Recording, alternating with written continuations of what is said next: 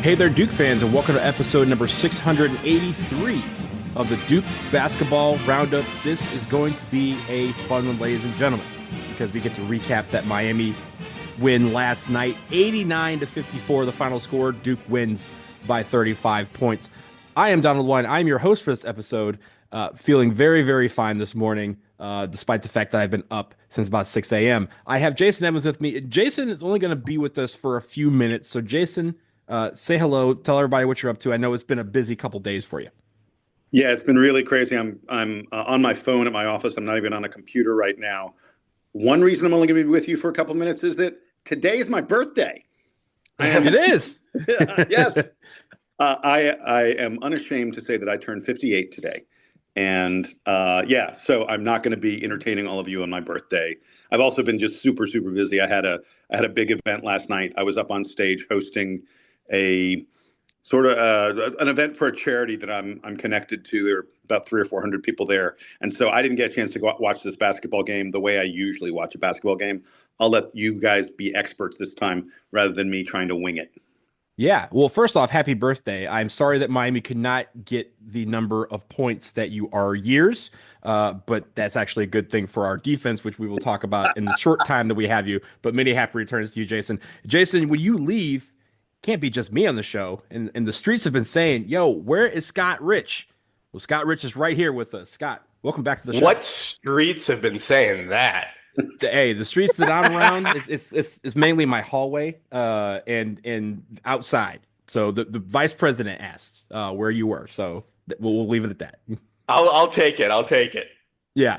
Okay. So while we have Jason limited, let's get into a little bit of the Miami recap. We are going to move the headlines to later because Jason has to go. But Jason, I want to start with this. There's a couple of guys I know you want to talk about, and I want to start with Caleb Foster because you mentioned that before the show that you thought that this might have been his best game of the season.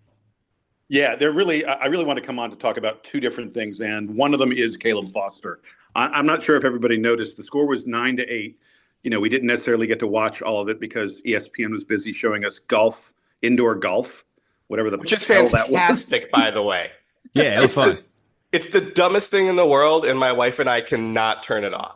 I had it on my TV. I had it on my TV, and then they said, "Oh, it's going to be on ESPN News." I'm like, I already know how that is, so I fired up ESPN Plus because I knew that would carry through, and I wouldn't have to switch channels again. So I had both on while so it was in the background. Of course, Tiger's playing, so I'm always watching Tiger. I don't care what he's doing. Tiger could be, tying his shoes, but I digress.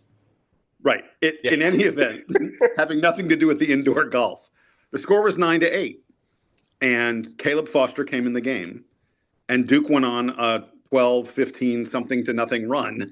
Now, I'm not going to say that was all Caleb Foster, but I noticed he was moving the ball better than he had. By the way, Duke's ball movement was ridiculous, outrageous, unbelievable in this game.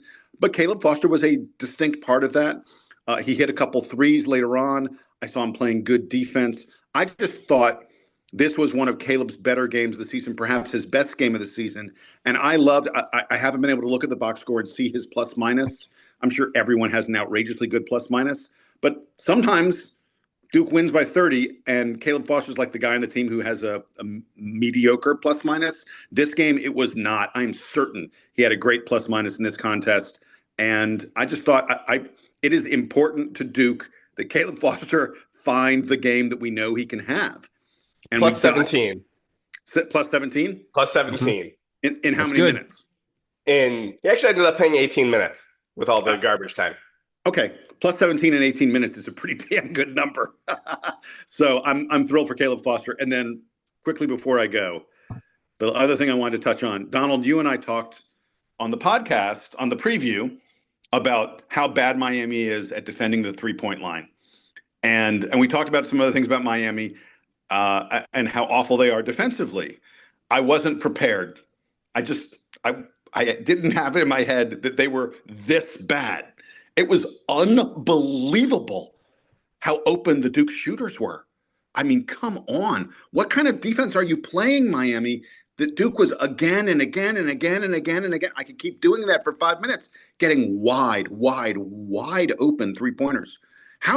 They were leaving Con Knipple, who everyone in the country knows is one of the best shooters out there, wide open. Like I don't know what they were thinking. I don't know what defensive scheme they were running, but I've never seen a team do that bad a job of identifying the players they need to identify on the perimeter. I told you. I told you this was going to happen. I told you how you remember we talked about how slow they are on defense, how their tempo on defense is super slow, and you're like, "Oh, they must be like holding teams to, take late shots." And I was like, "Yeah, because the offense is just waiting for them to crack." That's what happened so many times last night. And you've like I said, I have seen a lot of Miami Hurricanes basketball this year, way more than some Miami alums probably have as well. But you got to see firsthand what I have been seeing all year, a team that just gets discombobulated very quickly on defense. And when that happens, teams can strike. And if the one stat that I think is interesting, we hit 11 more threes than they did. We won by 35. Do the math on that. It felt at times, I kid you not, like this was an exhibition. It felt like we were playing a team that just, like a preseason game. Teams haven't figured things out yet. Team is completely overmatched. I knew Miami was bad. I was just shocked at how bad they were. Oh, absolutely, absolutely. Jason, anything else before you need to get up out of here? No, but that was kind of fun. I wouldn't mind a few more games like that. Same. Happy birthday, Jason. Enjoy the night. Make sure Cameron doesn't blow out the candles, but hopefully he gets a frostingless piece of cake. I love it. Cameron deserves it. Scott, do a good job filling in for me, buddy. Talk to you later. Always. All right, and as Jason departs, we're going to get into the rest of the game. Scott, first, I know you don't have these, but I'm going to start with the headlines that we received. We got some good ones. That's part of me visiting, people. Right? Is I get the live react. You get the live reaction headlines of what I've already read and said, this is good for the show. So we're going to start with Josh Dill, and Josh Dill had probably the best one. And he goes, Category 3. Hurricanes can't survive Blue Devils tsunami. I thought that was great. John Grantland, who of course writes in every single show, he wrote Miami Viced, Duke's dominant D rocks you like a hurricane. I told him that this was perfect because the theme song, one of the theme songs for Miami and football, is Rock You Like a Hurricane. So using that reference, spot on, sir. Spot on. Hope you're doing well. Jarrett Strauss wrote in, clear skies and calm seas, devils sail past hurricanes. I thought that was great. And then I have Corbin Vanderweg, who wrote in and wrote, Miami evacuated from Cameron after hurricane force defense and constant with a K, raining threes, elevates Duke to new category 4 destruction. Scott, I don't think there's anything more to say about those headlines. I think they were pretty perfect to describe the carnage that was at the hands of Miami last night. I mean, a blowout, a wipeout, whatever weather related pun we want to add is perfect, and then the reader seemed to have got them all there. Yeah, I mean, this was a game that from the 4 minutes I was watching on my iPad because it was on ESPN News because of the golf going long. You could tell this was not going to be a game almost from the jump. This was something that we all sort of thought might happen given what's going on down in Miami. But my gosh, did Duke just, take a team that it should beat and beat the living daylights out of them, which is always a good sign. I know there's a certain segment of fan that says, oh, this is a team that we're supposed to beat by 30. We beat them by 30. Who cares? It is always positive to beat the teams that you're supposed to beat and beat them handily. There are lesser teams that will take bad teams and give them hope or give up a run and have it be, within 10 points and have a brief period of game pressure. There was none of that last night. And especially for a game that starts at 9 and it goes to 11 for us on the East Coast, it's a little bit easier to go to sleep afterwards when your heart isn't racing after a tight basketball game. So that was very much appreciated. So we were talking about this before the show, but Bill Courtney, the interim coach for Miami, just did not want to be there. In the first half, he called a timeout on 2 consecutive Duke possessions. And basically what happened was we had a flurry of threes led by Konkanipo, who we will definitely talk about in just a minute. And then he called a timeout to kind of stem that tide, came back. They came out of that. They did something awful at the other end, came back, and we hit another 3. And he kind of turned to ref like, ref, timeout. Just please blow the whistle, timeout. Just please, God, give me a timeout. he was down to one timeout at the 4:25 mark of the first half. And Yeah, I can't recall a game where there's been three timeouts by a team in the first half, let alone three timeouts by an ACC team with 5 minutes to go in the first half. and that's probably why this game was over before, like, 20 minutes before 11, because the game time was only an hour and 40 minutes, because of the fact that for the last 25 minutes of basketball, no one had to call a timeout because Duke was only doing it for strategic purposes, and Miami just didn't have any left. So it was very, very simple.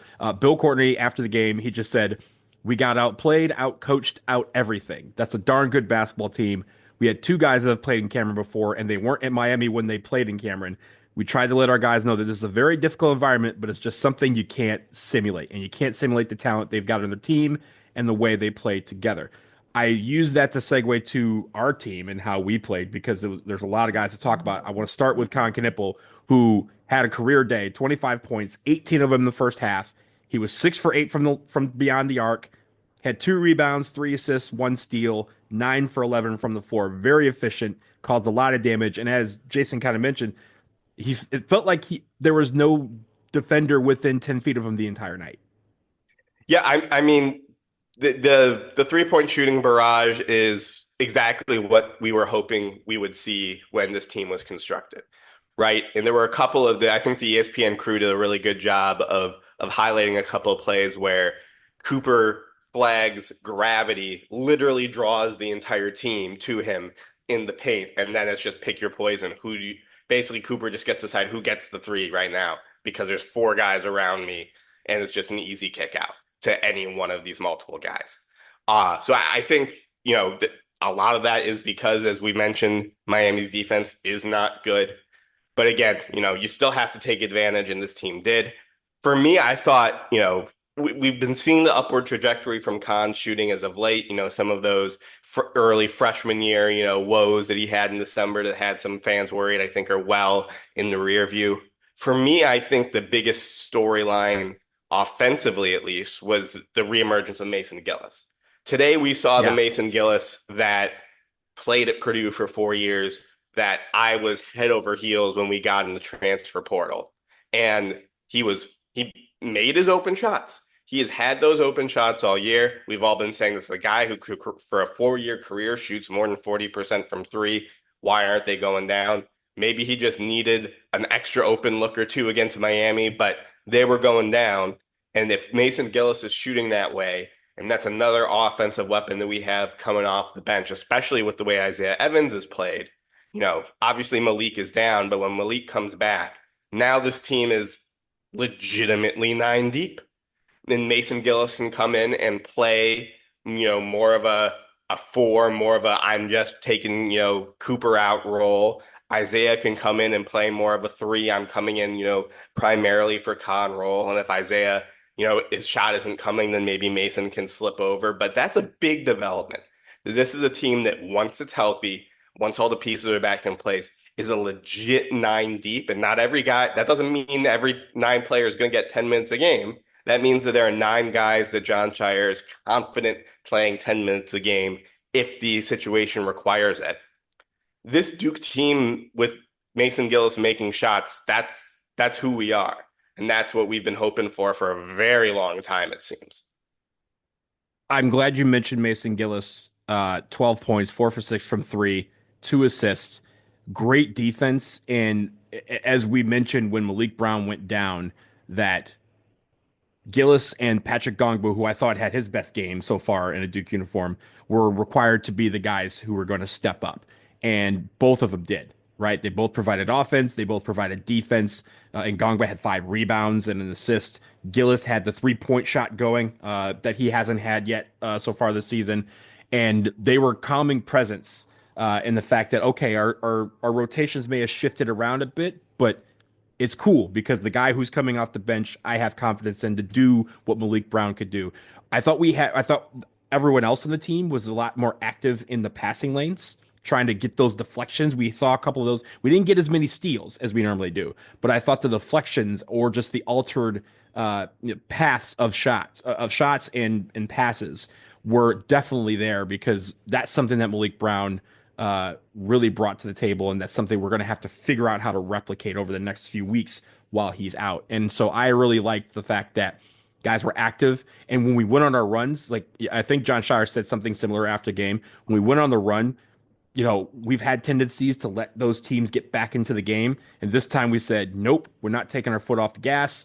No breaks. Let's just keep doing this. And, we kept flirting with 30-point, leads for the majority of the second half until we finally got over 30. And then even then we were like, okay, despite the fact we're putting in, all the guys at the end of the bench, we're still going to score points. And so we're still going to continue to build this lead. So I just really liked how they played from start to finish. This is as close to a 40-minute performance as we've had all year long. And sure, it wasn't completely perfect, but this is as close as we've had. And again, like you said, taking a team that we are supposed to beat and beating them soundly is what you're supposed to do. Any guys else? Let's talk about Man because Man Yeah, was a man. 12 points, 15 boards, and a block. it was interesting. Once it became clear that this was the type of game it was, I sort of made the conscious decision where, I want to try to focus my game watching on Man, and Pat, because that's the biggest question mark for this team as while Malik Brown is out. And it was, there was a bit of a mixed bag. When we get to the bat, I'll have some thoughts on some things. But Man, I thought, offensively, his efficiency is just otherworldly.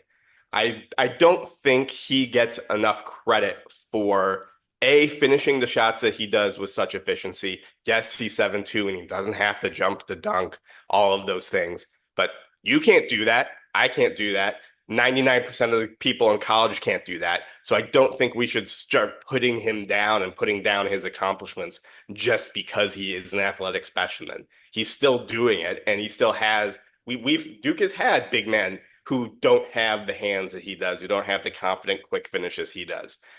So the fact that one of the stats that stood out, Kama is shooting 27 of 32 in the field in ACC play. That's almost 85% from the field. That is otherworldly. And I think that goes to not only his offensive gifts, of which there are many, but he's playing the game so much smarter than he was early in the season. He is taking the shots that he can and should make. Very rarely, maybe once a game, he says, "Hey, I'm going to try a post move." He sort of did at the end of the game, where sort of, it was a very nice sort of, spin move too, where everyone went whoa, and he just sort of short armed the hook shot a little bit. But he's taking the right shots, he's getting in the right positions. He very obviously is much more comfortable in the offense, and it's something that he's getting close to the version of the player that Duke fans were hoping he would eventually evolve into. He did that on the offensive end.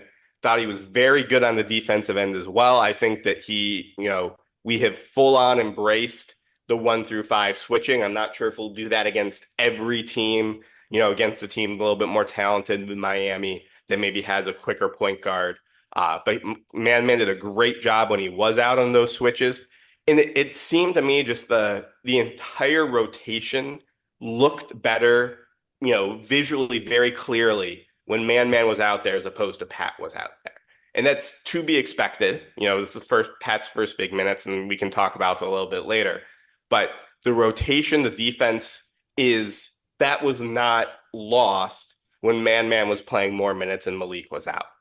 This stat was in the Duke post game, which blows my mind. We held Miami to 54 points, which was their season low. You guys talked on the pod on how Miami is not a good basketball team, but they're not a bad offensive team. That's the 8th team this year that Duke has held to its season low in scoring. So again, college basketball is one of these weird things where you sort of, you're going against the Ken Palm spread, right? You're comparing your performance based upon expected. Well, Duke is continuously not only beating the expected, but setting the bar by, at least defensively, by holding teams playing, making teams play their worst game. That's something that is so important, is such a positive sign moving forward. Man, I was a huge part of that on both sides of the ball yesterday night. Yeah, and when you're holding a team to their season low, that's demoralizing, right? Like taking teams out of it by just mentally going, you're not like whatever you've been doing all season doesn't come in here. And our defense is going to make sure you don't do the things that you like to do. I thought with man, the one thing you mentioned the switching, and we didn't do as much of it in the first half, and we kind of had to abandon it for a little bit because Lynn Kidd was the only guy on Miami that was scoring. And at halftime, man said at halftime they mentioned, "Hey man, you need to stop the dude in the middle." And he goes, "Okay, coach." And so Lynn Kidd, who had 14 points in the first half, only has 6 in the second half, and he said it was a demonstrated effort to say, "Hey, this guy's not getting any more points on me in this game," and was able to shut him down and be pretty effective in doing that in the second half. A lot of it was through the rebounds. I'll mention this: Duke out rebounds Miami 43-22. Man had 15 of those rebounds. He almost out rebounded Miami by himself. We only allowed 5 offensive rebounds, and Man had 6 of them. Had 6 by himself. So he out rebounded like offensive rebound category. He beat Miami by himself. So I mean the boards he was cleaning up the glass, and it was very effective because again it allowed us to do what we need to do both on offense and defense. I will say we've gotten used to man being a force on the offensive glass so far this year. I saw last night more of a concerted effort from him to be active on the defensive glass. At least, again, visually, subjectively, it looked like he was attacking the rim on the defensive glass with a much more purpose and activity than he has for earlier this season, where he's just like, hey, I'm 7-2, the ball either comes to me or someone else will get it. He was going and getting those defensive rebounds. A big reason why he had 15 rebounds and Cooper only had 7, despite him being the team leader in rebounding, is because man was going and getting those balls for, I think, the first time, at least to my eye, in a very long time. That's a positive development. That's something that we're going to need from him when Malik is out, because that is something that Malik Brown does. Because Malik Brown is not 7-2. He has to go and box out hard, attack hard to get those rebounds, and he does. With him out, man seemed to sort of step into that role in a concerted effort. I think that's another very, very positive development if that keeps going for the rest of the year. Yeah, and Gongbo, when he came in, did the same thing, right? He's a guy that kind of needs to box out a little bit more. He can't rely on, tallness and athleticism to get up in the air above everybody else. Spoiler alert: my play of the game is going to come from man going above everybody else in a play. But I also want to talk. There were multiple. One, yeah. Stick around and find out. No, I just loved what I saw from our bigs in general. Let's talk about Cooper Flagg for a second, because you can't go with podcast without talking about Cooper Flagg. He had a 10-5-5 game, and we've waited about 20 minutes to talk about him. 13.7 assists. 7 rebounds, 6 assists, and a steal. We'll talk about his turnovers in the bad. It's one of the only things we have to improve from this game. But Cooper Flagg obviously was just seeing the defense very much, and he was able to. There was a point where he started deferring, bringing the ball up to other guys to kind of get them involved more, and you could see that he just wanted to be a part of the hockey pass. So the 6 assists that he had could have been at least 12 if the guy that he passed to didn't pass up their shot for an even better one. And you could see how there was a point where I joked with my best friend that. The only thing that John Shire was really upset about in the first half was that we were being too unselfish at times. We were passing the ball around too much. And it was kind of like in jest, but like that sort of ball movement was facilitated by the fact that all of them, all of Miami tried to key in on Cooper Flagg, and Cooper was just like, okay, well, I'll just pass this guy in the corner. I'll pass this guy on the wing. I'll pass to this, man under the basket. I'll pass to the guy behind me at the top of the key. And guys, were wide open to take these shots, and that's the part of the Cooper effect. It's not just him scoring 42 points. It's not just him having one of the dunks of the season.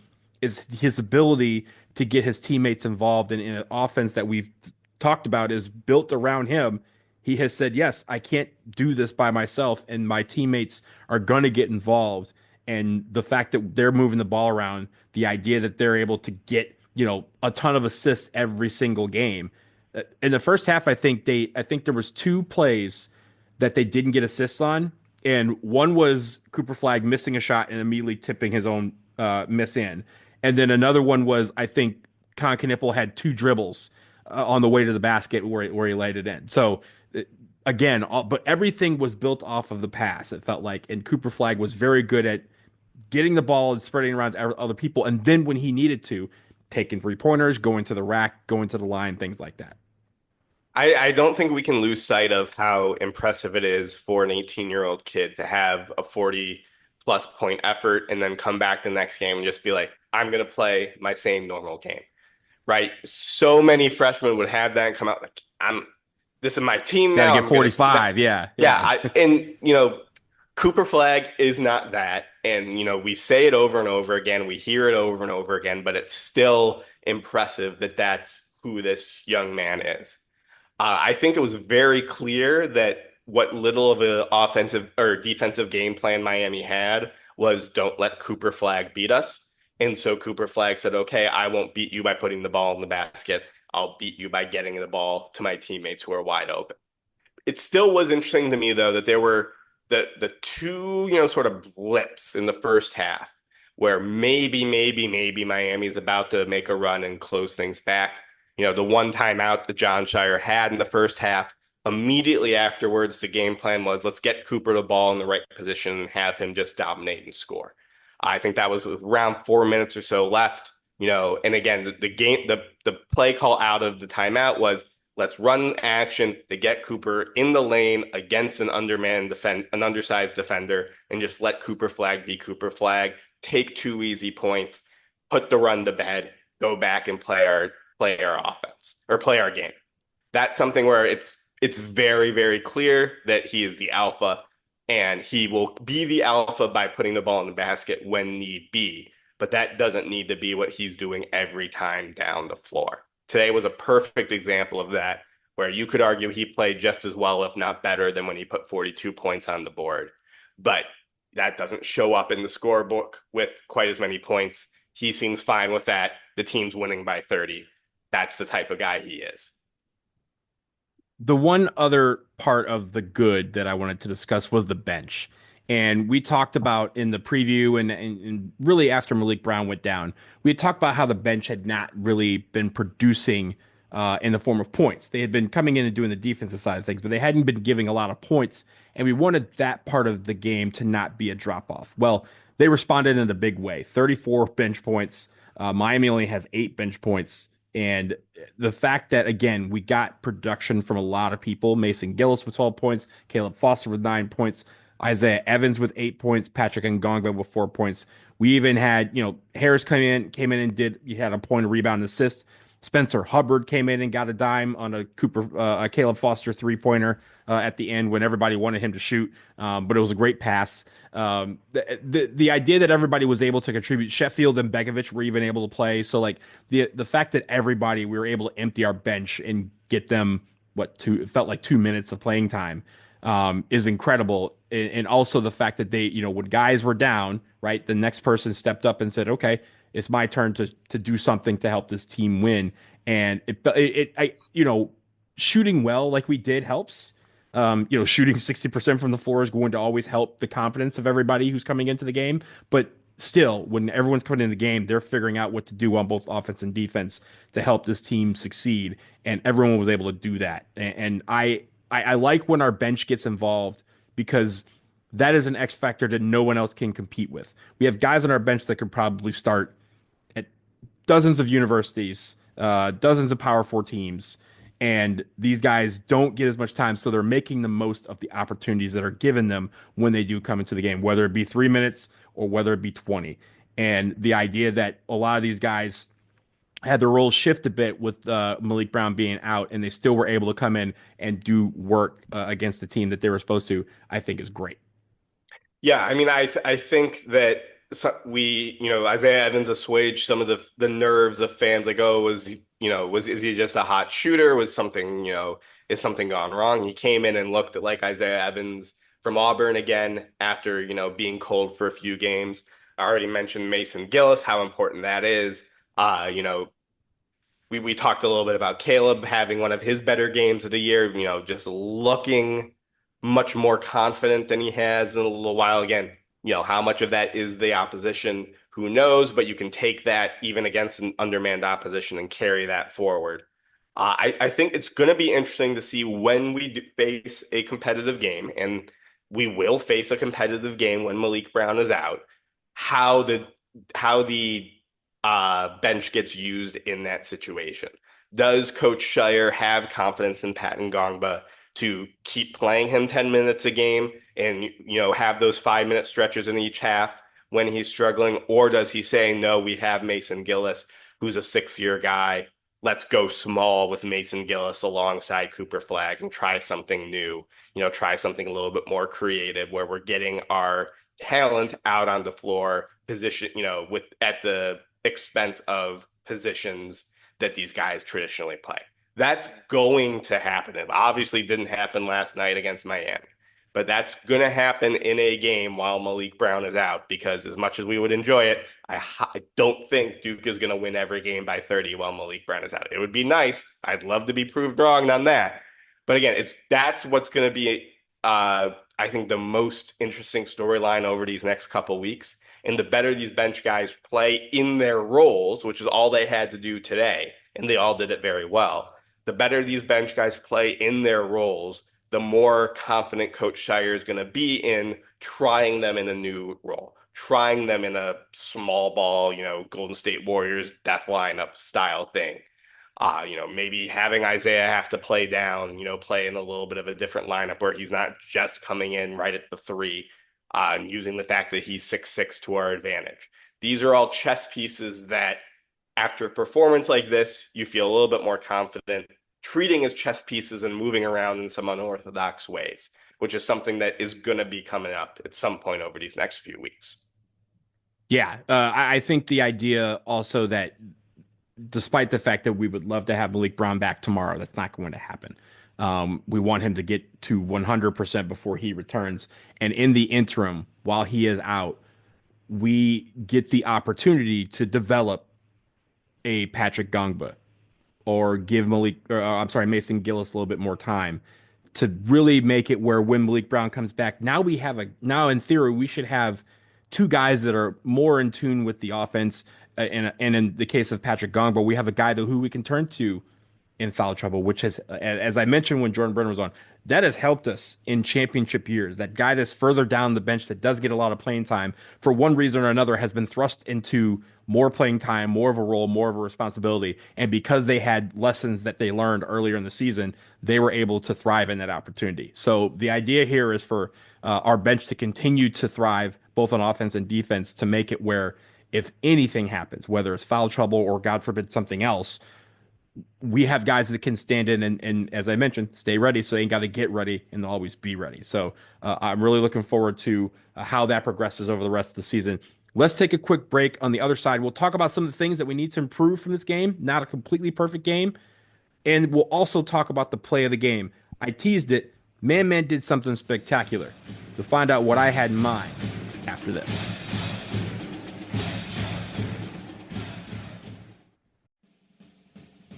All right, Duke fans, from the football playoffs to college and pro basketball to the rush of hockey, it is all happening this winter, and you can get in on all the action of the sports you love at DraftKings Sportsbook.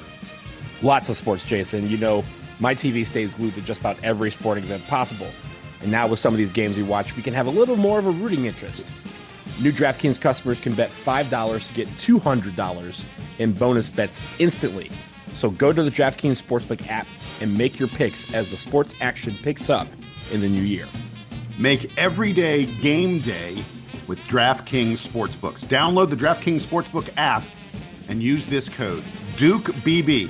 That code again, DukeBB, for new customers to get a $200 in bonus bets instantly when you bet just $5. DraftKings, the crown is yours. Gambling problem? Call 1-800-GAMBLER. In New York, call 877-8-HOPE-NY or text HOPE-NY 467-369. In Connecticut, help is available for problem gambling. Call 888-789-7777 or visit ccpg.org. Please play responsibly on behalf of Boot Hill Casino and Resort in Kansas. 21 and over. Age and eligibility varies by jurisdiction. Void in Ontario. Bonus bets expire 168 hours after issuance. For additional terms and responsible gaming resources, see dkng.co/audio. Are you trying to spice up your love life with your partner this winter? You know what I'm talking about. Well, Joy Mode is here to help you give that extra boost when the lights go out and that fire inside burns bright. Joy Mode features just 4 simple, proven ingredients, no prescriptions, no doctor's visits, and a straightforward, effective solution. Simply mix the packs with water and feel the effects within 45 minutes. But it's not just about the love life. Daily use of Joy Mode boosts heart health and can help you in the gym or on the basketball court.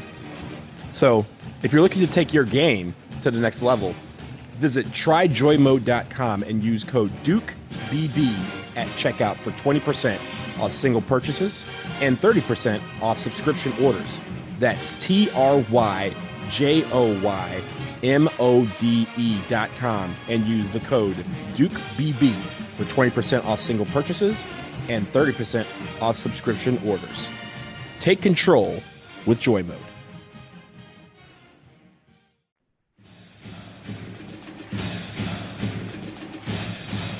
All right, we are back here with Scott Rich on the DBR podcast. We're going to talk about some of the things that we would like to improve from this game. I will start with you. What's the first thing that you got on your plate? There's not a lot, but I think we're going to be, nitpicking here. But, again, not a completely perfect game, and we can always look to improve from something. Yeah, I mentioned I made a concerted effort to watch the bigs. And so I graded Pat Ngongba very, very closely and very carefully, probably unfairly. But again, this was a 30-point game, and he's very important right now with Malik You didn't Brown. have anything else to do, right? Like Exactly. And Pat, before I'll do a bit of a compliment sandwich here. Pat did a lot of things very well. I think offensively, it's very clear that he has good hands. He doesn't have Plumlee hands, as we used to lovingly call them back when I was on campus, or early young Plumlee hands. If he gets the ball around the basket, he is going to finish it. I think that's something that is a skill for young bigs that can't be overlooked. And I think that he did do a very good job one-on-one defensively in the post. Lynn Kidd is a very, very good player. Saying that Pat Ngongba was going to shut down Lynn Kidd, I think, is a little bit of a ridiculous statement. But Pat Ngongba made Lynn Kidd work. Lynn Kidd, more often than not, he scored probably around a dozen points or so while Pat Ngongba was in the game. But most of those were earned. Most of those were hard shots that a guy of Lynn Kidd's caliber makes, not Pat Ngongba just looking completely befuddled out there playing against a 4th, 5th year guy. So that was very encouraging. The things where Pat struggled were in those more advanced defensive rotations. And, it was very, very clear that something was different between when he was on the floor and when Kaman was on the floor in terms of how the team was rotating. The thing that stuck out to me was Pat seemed like he was trying to guard 2 men at once whenever he got put in that pick and roll drop coverage, rather than committing one way or the other to I've got the ball or I've got the roll man. He sort of kept ending up in no man's land in between the two, trying to be big enough to disrupt both. And I'm sure that's something he could do at in high school, because when you're 6'11" and you're playing in high school, you're the biggest guy on the floor. But in the college game, to do that, you have to be Derek Lively or Kaman Malawak. You have to have plus length. And Pat doesn't have that at this level. And that led to a couple of easy buckets. I think that's something that will get improved with playing time. I'm not overly worried about it. That's the type of thing where you see from a young guy, this is the growing pains that it's hard to simulate in practice. Now that he's seen that, now that's on tape, Coach Shire is going to go through that with him, I'm sure. But that was something that, again, the defense was very clearly missing something in terms of the more complex rotations when he was on the floor as opposed to man-to-man. Again, to be expected, right? This is the first time that we have relied on him in impactful minutes. I think he's had a couple of other games where he played 15, 20 minutes, but those were, more full-on blowout games against undermanned opponents, not an ACC game. I'm not even sure how much of an ACC team Miami is this year. But that's besides the point. He held his own, but there was definite rooms for improvement, most strongly in those defensive rotations. I have to imagine with 4 days before Duke's next contest, and again another home contest against a team that we should feel comfortable against, that's something that's going to be an emphasis if Pat's going to continue to get 10 and 15 minutes while Malik Brown's out. And more notably, we have that away game against Boston College on Saturday, and then we don't have another game for a week after that. So that means more practice time, obviously allow time for guys to rest a little bit, but it allows time for Patrick Ngongba to really work on those details that you mentioned. I think it's a great point that the game just hasn't slowed down for him yet, and that's okay because how many minutes has he played? Remember, he was out for the foot injury. He's really, I mean, if you think about it, he's really in his October, November kind of range right now. So he's going to be able to get that time to kind of improve as we go along. And that's a perfect analogy because, you could argue that he looked last night like Man did back in November, right? And we have seen, I'm talking about Man and his defensive presence like he's, some junior, senior defensive savant. He's still a freshman. He's still the second youngest player in college basketball. He's just been playing these minutes since October, November. So again, these are not things that Ngongba can't do. They're things that you need playing time, you need run to get going.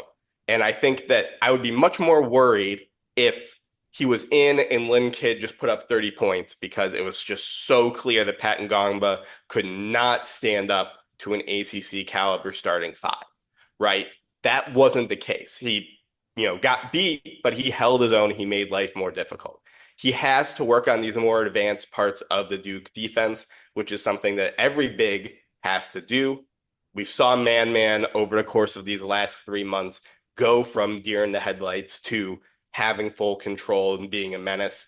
So that's something that we're going to have to see that upward trajectory. We're going to have to really watch and see, is that something that Pat improves in these next couple games, over this next, week and a half, where we have one game over the span of, 10 plus days. That practice time is going to be really important. And you mentioned we saw that in Man. We saw it in Isaiah Evans. I know he's not a big, but the fact that we went the first month and we barely saw him in those big games, and then all of a sudden he emerged, and now he can't, he can't be out of the rotation anymore because of how he was able to respond to that moment. And Ngongba is going to get his moment at some point in this window that we're going to count on him a little bit more with Malik Brown being out. A couple of, again, nitpicky things that I had, and then one that's kind of a bigger one. Let's start with a bigger one. Cooper Flagg. Duke only has 10 turnovers, which is fine. 10's a little high, but it's not. We're not in the realm of dangerous here. But Cooper had 6 of them, and it just, I use that to kind of overshadow to shadow in the sloppiness that crept in a little bit in the second half with the team in general. A lot of errant passes. A lot. There's times where Cooper was trying to try stuff. Right, like some not. I don't want to say street ball, but like that. Like there was that one wraparound pass that would have been absolutely ridiculous if it had connected. Because I think it was Caleb Foster on the wing there that was going to. Oh no, that was Tyrese, where Tyrese was going. He ran back on defense rather than stand there for the pass. Yeah, right, because he was already at the rim, and then he somehow wraps around one guy, throws the ball between 3 others, and Tyrese Proctor's like, wait, what? Like, why is this ball coming towards me? It would have been ridiculous if he had caught that and hit the 3, but alas, it turns to be that's probably not the best pass. But it was clear that with us being up with such a comfortable lead, Cooper was trying to try some stuff, and sure, I'm going to dismiss it as we were up 30 for most of the second half, or close to 30 for most of the second half, and he was trying to figure out what the limits. Where the limits of the electrical fence were. But 6 turnovers obviously is something that we do not want from Cooper Flagg or anybody else on the team to have individually. That's a number we would love to have collectively, but the sloppiness in general in the second half, obviously a better team is going to take advantage of that. We should not make that a habit of getting sloppy when we know it's at a point where we're going to win. And then the other nitpicky things that I had on, with Malik Brown out, we've said that our defensive shape is going to change. We only had 3 steals. We only forced 8 turnovers. And that obviously we want that to be higher. We want the other team to be turning the ball over. And while there was a more concerted effort to try and go for passes in the pass lane and maybe have more deflections and alterations, that can always, I think, over the next couple weeks is going to be something where I hope that that improves as a team, because I think what we can't rely on is Malik Brown to be doing all the deflecting when he's out, right? Like what he's doing is incredible, and we're not asking the whole team to do what Malik Brown is doing, but we still need to kind of try and recreate that as part of our defense in the aggregate while he's gone. So the defense, I think, again, that's something they'll probably work on over these next 10 days. And or really, I guess, really almost 2 weeks now, where we'll have just one game and be able to work on some things and really try to make it where, again, our mentality does not matter if we're up 2 points or 25 or 45. We want to continue to have the same level of mental sharpness that we had. And the final one that's kind of in jest for me, Con Knipple missed another free throw. So I'm hereby decreeing that we will no longer talk about him missing free throws because it's clearly something that is altering his shot at the line. But we only shot 7 free throws. We went 4 for 7, which is, I guess, it's fine. The percentage is low, but we only shot 7. There was not a lot of fouls in this game, so we will curtail the Con Knipple effect to make sure that he gets back on track. If we don't talk about it, then he's going to go another streak, and we'll be fine. Yeah, I mean, I think it's very clear these are all nitpicky critiques that we have, which makes sense after a 30-point game. But the unfortunate reality is the ACC's down. There are going to be more of these games than there are super competitive games for Duke, and Duke does have to hold serve. Duke has to win like a number 1 seed against teams that are far, far out of the NCAA tournament to be where we want to be on Selection Sunday. It's a sad state of affairs for the ACC that's where things are. It's a little bit of an indictment of the selection process that, Duke has to try to beat up on teams in order to, impress the committee and impress the metrics, but that's where we are. And so we're going to be nitpicking these little things, in 30-point games, more often than I think, we have in the past. But again, these are all very nitpicky type things from a performance that was as close to perfection as you could hope for in an ACC contest. Yeah, I did note that a couple of my friends messaged me after the Miami preview and said, "Wow, even you guys couldn't hype this team up." And I tried. That's my team, but and I hate to see that they're doing so poorly. But against us, I will take the 35-point win every single day and twice on Sunday. Let's get to the play of the game. Before I get into mine, Scott, did you have a play of the game that you would like to highlight? I did, and I'm very curious to see if I'm going to steal your thunder or not, because it was one of Man's dunks. Sorry to say, it was the one with about 7 minutes to go in the first half. Keep going. So I love this play less for what Man does and more for how we got there. And this there's a certain segment of Duke fans that heard earlier in the year when Jon Scheyer said, "Oh, I'm not calling a bunch of plays. I'm letting these guys, run," and sort of were taken aback by that. Let's put that to bed. Jon Scheyer runs plays. Jon Scheyer has plays installed. And this was a perfect example of that. The way that Man gets open, Mason Gillis has got the ball on the top of the key. Tyrese Proctor comes over first, sets a cross screen for Con Knipple. Con Knipple's having a game of his life. Okay, defense has to think maybe this play is to get Con the ball in the opposite corner. Tyrese then rolls up, runs like he's going to go set an on-ball screen to Mason, sort of diverts at the last minute, sets a semi-moving, but the type of thing you can get away with screen on Man's guy, and Man just sprints to the rim. As a defense, you are not expecting the opposition's point guard to be setting a down screen for the opposition's 7-2 big. You also are not then expecting that 7-2 big to have the athleticism to beat you to the rim off of that and to be as open as he was for Mason to give him that pass. I think that play shows a lot about man and the unique things that he can do, but the offensive intricacy that was involved to get something that looked very simple. It looked just like a wide open, dunk alley-oop to man. But there was a lot of moving pieces in there, getting the defense's eyes moving towards Khan, getting the defense thinking the screen was coming one way and actually diverting it another way. That I think showed a little bit, of John Shire's evolution as a coach in his third year too. That was a beautifully run play. It was called at the right time. Who knows whether that was called from the sideline or something that, was called in the flow of the game. Whatever it was, it worked, and man finished it beautifully. So I had the exact same play. So what I'm going to do, instead of talking about it through your eyes, I'm going to talk about it through the eyes of man, because what man did on that play, I need everyone to understand that the ability that he has developed in the last couple of months to get to the point where he could do a play like that. Now, you mentioned, again, 6:54 mark in the first half. When man's at the top of the key, he has the ball, which came out. He kind of did like the set handoff to him, and then he turned around and realized there was nothing open, so he passed it to Mason Gillis. Now, Brandon Johnson is on Mason Gillis, and he's guarding him. And I don't remember who was on man, but they were off of him by about 8 feet. Man saw that there was just a little hole between the defense. And I don't know if he said something or he just kind of looked at Mason, because he kind of turned his head towards Mason and then turned and then just took off. Now, man took one step before Mason threw the ball towards the rim. Man had not reached the free throw line when this happened.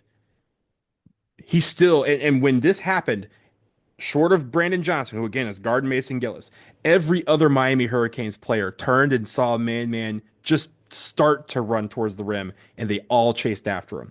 They all jumped with him, and he still got the ball. And what looked like a nice little opening that was there, because he was able to sprint past everybody and get this ball and jam it through. I love the fact that 2 months ago, man wouldn't have thought to go to the rim. First of all, he would have been already like posted up trying to find a way to get open so someone could feed him an entry pass. He would not have been at the top of the key, and if he was not going to dart to the rim. And he was not going to do so, and they weren't going to make that pass knowing that he would catch it in traffic amongst everybody else.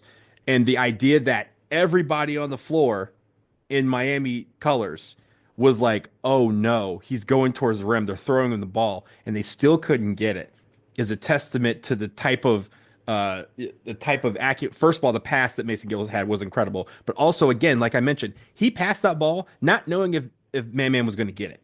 It was man's athleticism and his learning and his growing as an offensive player that allowed him to go for that and make that a play where it seemed so easy that it seemed like everything fell into place, when really, like I said, the ball travels faster than a person. The ball was released when man was at the free throw line, and it ended with man catching the ball with 5 feet from the rim amongst trees and alley-ooping, dunking it. I thought that was an incredible play. It was in the midst of that. I think it was like an 18-2 run at that point that they were in the midst of. And that was one of the times where Bill Courtney kind of looked and said, do I call this timeout now or do I wait? I've already called two. Maybe I should just wait. And then like a minute later, he ended up calling the timeout anyway. So this was a demoralizing play for Miami. This was it really signaled the end of the game because it felt like we were on a tear that anything was going right for us and everything was going right for us. But man's growth as an offensive player has allowed for that play to be my play of the game. 2 months ago, that play is not happening because we don't have the confidence in him to do that. He doesn't have the wherewithal to find himself in a position to go for it. And Mason Gillis isn't on the floor to make that pass. So all of that fell into place, and because of that, we had a spectacular play, which was one of several throughout this game. So I'm glad we shared the same play, and I'm glad we had the two different perspectives because they both were important and how that play came to be so awesome to watch. Before we get out of here, anything else from you? Because we haven't had you on the show. How you been? Let's chat a little bit. I've been good. It was funny. I caught a little bug last week. I was down for the count, and it wasn't COVID, and it was a sort of funny experience where I was like, I forgot you could be sick and it not be COVID. Like that's a thing that happens, and sometimes you don't feel good for a day, and you have a fever, and then you feel better. So I'm bouncing back from that. Getting into year two of my new job at UConn, getting my lab set up and everything. It's a crazy ride. Getting a scientific lab up and running from nothing, but we're making progress. We got some people in the building. We got some projects up and running. So it's been fun, and it's a lot more fun when Duke's kicking butt and I can sort of quietly, some of my colleagues are you not crazy, student UConn fans, but UConn fans nonetheless.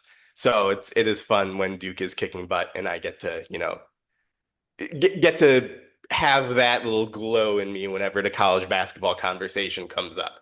See, I would have had the number 42 everywhere in my classroom after Cooper did that, especially knowing that it was down to us and UConn. I just would have been like, oh, 40, just with the number 42 would have been in a lot of my lesson plan. I really thought about, putting something Duke, besides my diploma up in my office. And my wife dissuaded me where she was just like, the wrong, frat boy comes into your office hours for some reason. Your office is going to get vandalized if they see too much Duke stuff. I'm not sure whether that would have actually happened or not. But so my office is a little bit more muted, in the Duke paraphernalia than maybe I would like. Maybe once I get tenure and they can't fire me for being a Duke fan. There you go. Yeah. Then I'll have, my Duke shrine in my office set up, and the students will just have to deal with it. Right. You can have your Duke shrine and your Michigan shrine, and they can't touch you. Last question from me. Where are you watching the Lions game on Saturday night? Because as you know, Duke is also playing at the same time. So what's your TV setup going to be? I mean, I'm hoping that we have another performance like we did tonight or last night where, we come up against an undermanned opponent and Duke just blows the doors off, and I can have the Duke game up on my iPad and, have the Lions game up on the main TV. But yeah, why is Duke Boston College on at 8 o'clock at night? I know the Cooper Flagg effect is real, ESPN, but that's just cruel for the very small overlap of people who are both Lions fans and Duke fans, two of whom are on this podcast right now. But come on, think of us. Think of these two people when you are making your multi-billion-dollar corporation schedule. Come on. And you mentioned you hope that Duke has another great game against an opponent where they blow the doors off. The same can be said about our Detroit Lions. Yes, Jason's not on this show. It's maybe his birthday, but because you got the two Michigan people on here, you're going to hear about some Detroit Lions stuff as we sign off. But that is going to be all from us on this episode of the Duke Basketball Roundup. Again, 89-54 to final score. Duke over Miami, the number 3 Blue Devils. March on to Saturday. We will be back later on this week to preview the Boston College game. Sam Klein is going to be at the Boston College game. I believe he's going to get a press pass, so we will maybe hear from him on a later episode of the show. But until then, he is Scott Rich. Thank you so much, as always, for stepping in the absence of the birthday boy. For the now 58-year-old Jason Evans, we will say that one more time before we get out of here. I am Donald Blind, and now it is time for our Duke band to once again play us out and take us home.